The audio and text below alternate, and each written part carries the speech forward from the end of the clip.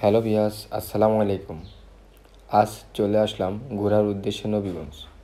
আর আমার সামনে যে বাউন্ডারিটা দেখা যাচ্ছে সেটা হলো বাগে জান্নাত নবীগঞ্জ কবরস্থানের বাউন্ডারি। আর এইটার ভিতরে কবরগুলো খুব সুন্দর পরিপাটি আছে, যা দেখতে খুবই ভালো লাগে। আসুন আপনাদেরকেও বিষয়গুলো শেয়ার করি।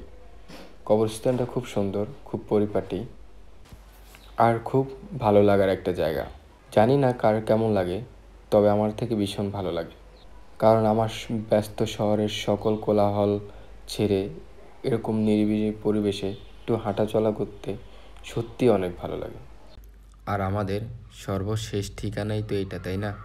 জীবনের সকল মায়া ত্যাগ করে, রং বেরঙের এই দুনিয়া ত্যাগ করে আমাদেরকে কোনো না কোনো এক সময় তো এখানে আসতেই হবে। আর আজকে কবরস্থানের ভিতরে আসার পরে দেখলাম এক মুরব্বি ছোট একটা কবরের সামনে দাঁড়িয়ে কান্না করছে। তো ভাবলাম হয়তো তার কোনো আত্মীয়র কবর হবে, সেই জন্য সে দোয়া করছে আর কান্না করছে। পরে তার কাছ থেকে জানতে চাইলাম যে আপনি কান্না করছেন কেন, আর এটা কারই বা কবর? পরে সে বলল যে এটা তার এক নাতিনের কবর। সে গত 3 দিন আগে মারা গিয়েছে। তাও সুস্থ সবল ছিল, আর বয়সও খুব বেশি না, মাত্র 3 বছর। সে রাত্রে ঘুমিয়েছে ভালো, তার আগের দিন খেলাধুলা করেছে ভালো। সকালে ঘুম থেকে ওঠার পরেই সে বলতেছিল তার নাকি খারাপ লাগছে। পরে বলতে বলতে তার হাত পাও খিঁচুনি দিয়ে ওঠে। পরে তারা ডক্টরের কাছে নিয়ে যায়। পরে সেখান থেকে বলছে ঢাকাতে নিয়ে যেতে। তো ঢাকাতে যাওয়ার পথে হয়তো মারা গিয়েছে, সে যা বলল আর কি। আসলে সবচেয়ে অবাক করার বিষয় হলো এটাই, এই দুনিয়ার বুকে কেউই চিরস্থায়ী না। সেটা কম বয়সী হোক, বেশি বয়সী হোক, কিন্তু আমাদের একটা ভ্রান্ত ধারণা থেকে যায় সবসময়। আমরা মনে করি যে আমরা তো মৃত্যুশীল না, আমাদের এখনও বয়স হয়নি, বয়স হবে, বুড়ো হব, বৃদ্ধ বয়স পার করব, তারপরে মৃত্যু হবে। আসলে বাস্তবতা তো এটা না, তাই না? জীবনে কার কখন মৃত্যুর ডাক চলে আসে সেটা একমাত্র ওই উপর আল্লাহ জানেন। আর দুনিয়াটা এমনই, চিরস্থায়ী না কেউই।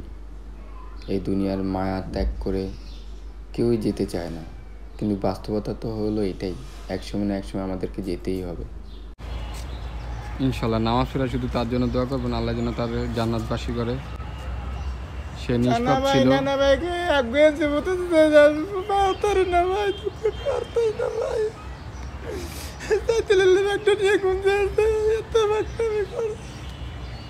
কোনো অসুস্থ ছিল না, কোনো সমস্যা ছিল? সকালে ঘুম করতে উঠছি, উঠতে কাকি আম্মু তুমি কই, আম্মু কই কই একটা শিক্ষাটা ছাড়াতো না, একটা সোজা আছে বেহা করতার না, সোজা করে গাটা ছেড়ে দিচ্ছে, গাটা হয়ে দিয়েছে। এবারে কানপুর হাসপাতাল তখন তো কোনো কারণ ছাড়াই সকালবেলা ঘুমের থেকে ওঠার পর পরই? কারণ ছাড়া আর কোনো কিছু না। রাত্রে ভালো ঘুমাইছিল? রাতে ভালো ঘুমাইছে, বিকালে খাইছে, নাচছে, সব কিছু অভিনয় করছে ভালো। দুটো হুলের মতো এমন সাদা হোক কেমন সুন্দর ছিল, এমন চেহারা হয়েছিল। সালাম আলাইকুম। এর ঘরে দা কানপুরে বসে ধরে সারাদিন দেখে এমন সময় স্যার ডাক্তারকে আমরা নিয়ে যান টাকা, বুঝলি? সারাদিন দেখে এমন সময় হালে লঙ্কা হালে বুঝছে ঢাকা নি স্যার দুইটা ছেলে দুইটা সুই দিয়ে দিছে, দুইটা না 3টে সুই দিয়ে দিছে। কাঙ্গকে সম্ভব না। এবারে লেগে গেছে ওই সাইনবোর্ড বড় মাউতেল হসপিটাল, বড় 7 তলায় নিসার ভর্তি করতে পারবে রে। শুক্রবার 3টা থেকে রাতে 2টা বাজে মারা গেছে। রাত্রে ঘুমাইছে ভালো, সব ঘুমাইছে ভালো, কোনো সমস্যা হচ্ছিল না। সমস্যা যাক, আল্লাহর বান্দা আল্লাহ নিয়ে গেছে। এখানে দুনিয়ার মানুষের কোনো হাত নাই, আল্লাহ যেন যারাকে জান্নাতবাসী করে। রোগ পিটেছে নাকি কি আলগাও নাকি আলগাওলে তো কোনো একটা অভিনয় করতো, কোনো কিছু না।